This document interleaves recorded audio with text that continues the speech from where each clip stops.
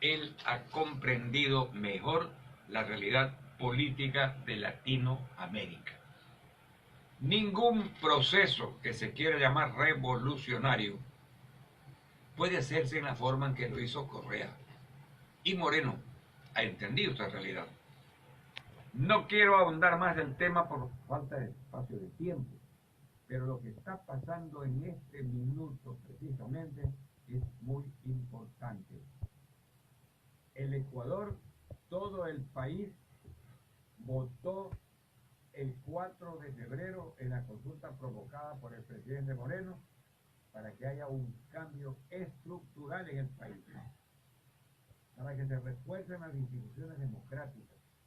Con ese objeto, el pueblo fue a las urnas y votó en la forma en que votó. Obligación del presidente de la República y de todos nosotros es respetar esta decisión popular. Correcto. Hoy, en el marco del respeto a la decisión popular, se debate y se permite, en la libertad del pensamiento, generar opiniones de distintos estamentos o veredas de la opinión pública, contra otros a favor del Consejo de Participación Ciudadana Transitoria. Y yo decía que eso es saludable en el ejercicio democrático, cuando se permite justamente que fluyan las ideas, los pensamientos, y que esa contraposición inicial sea la salida para generar estas contradicciones, para solucionar estas contradicciones. Y eso se le hace bien a la democracia.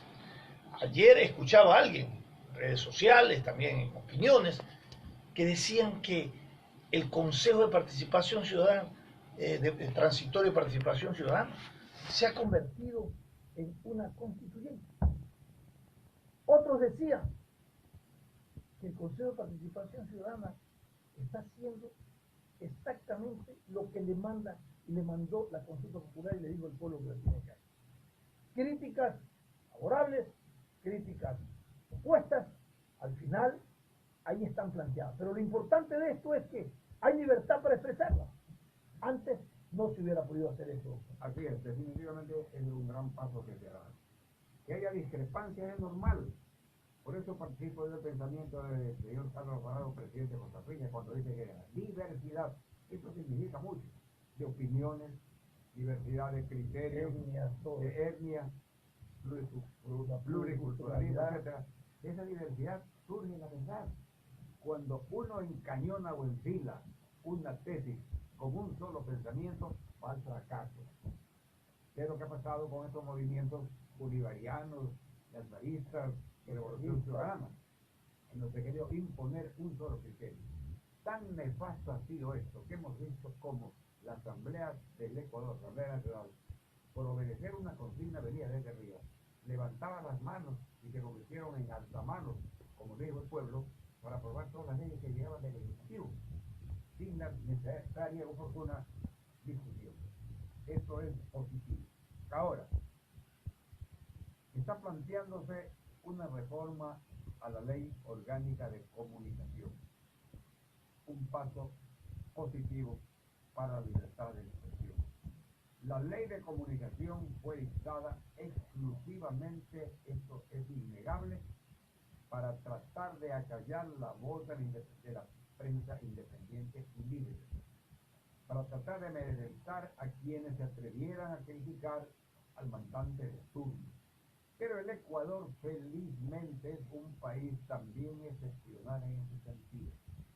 Nuestra historia nos permite continuar siendo un país en el que tenemos que ejercer la libertad por encima de todo. Y este propósito de acallar la opinión de la prensa libre e independiente se ha estrellado con una realidad. No lograron lo que ustedes quisieron. Claro que la Supercom, que fue creada, según se sostiene por quienes son parte de la Asamblea, sin que la Asamblea Nacional haya aprobado la creación de este organismo, porque le metieron en una madrugada y se aprobó con intervención de un legislador que fue el autor de esto, y surge este organismo.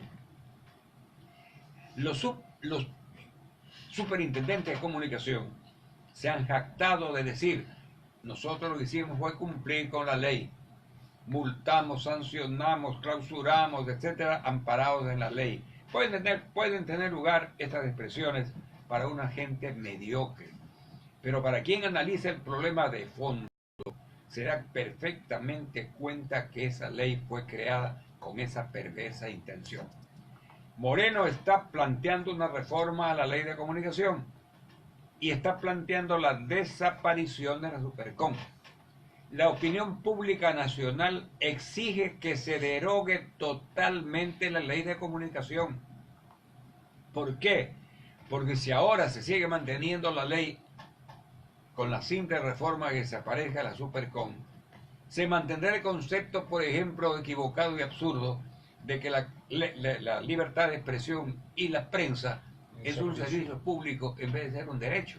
Oiga, doctor, pero antes de que usted siga, en el tema de la Supercom, se elimina la Supercom y las infracciones y sanciones.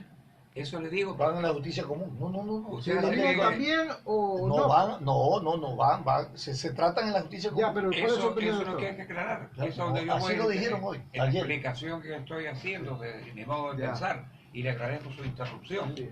Porque eso es lo que hay que derogar. Si se sigue manteniendo en la ley las infracciones que existen ahora, desaparece Supercom y se inventarán pues en ese momento cómo va a ser quién el que va a sancionar. A ver, la ley no es sancionatoria, pero sigue manteniéndose lo que usted dice, doctor, por eso, la sanción. Tiene que y van a los organismos correspondientes de la justicia. Tiene que irse a la derogatoria de la ley en general.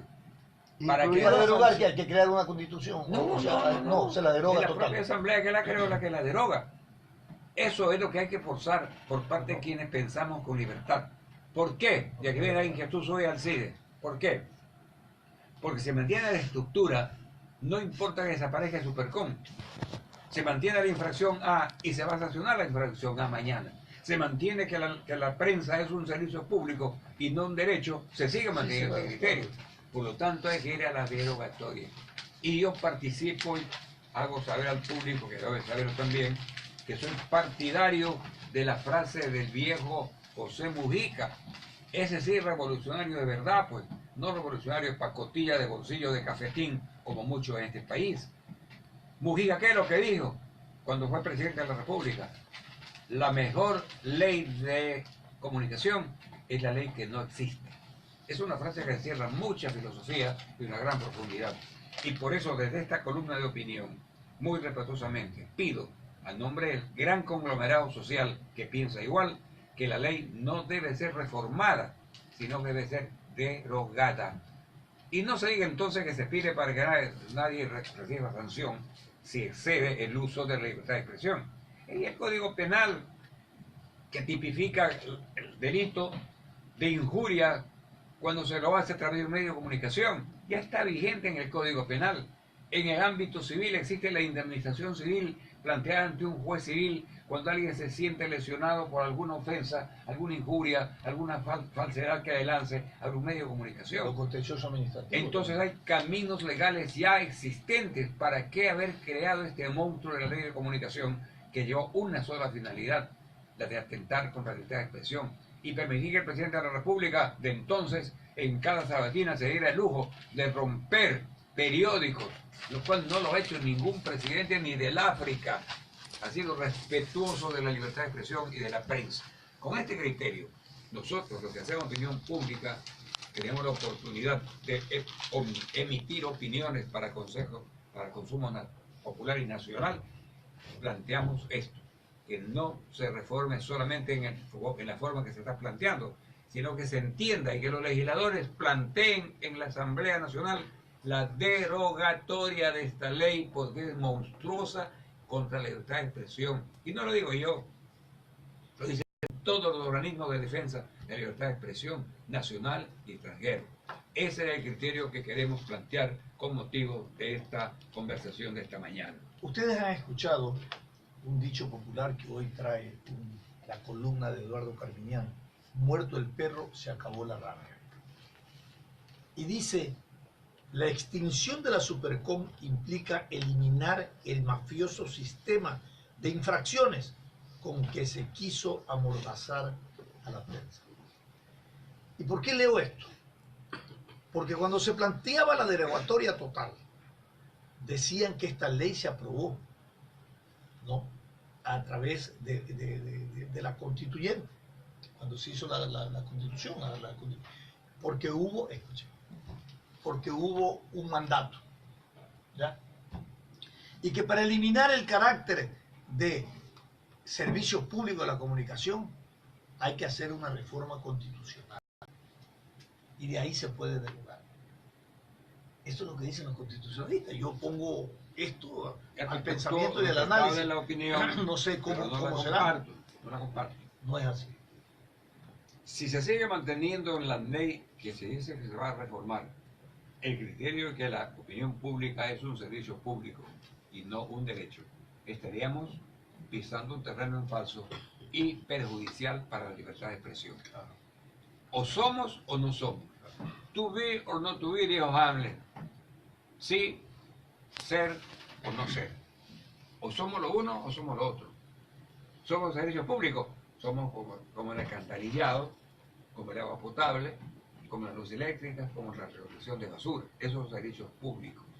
En cambio, acá es un derecho reconocido por organismos internacionales de distinta índole que respeta la libertad de expresión como un derecho humano.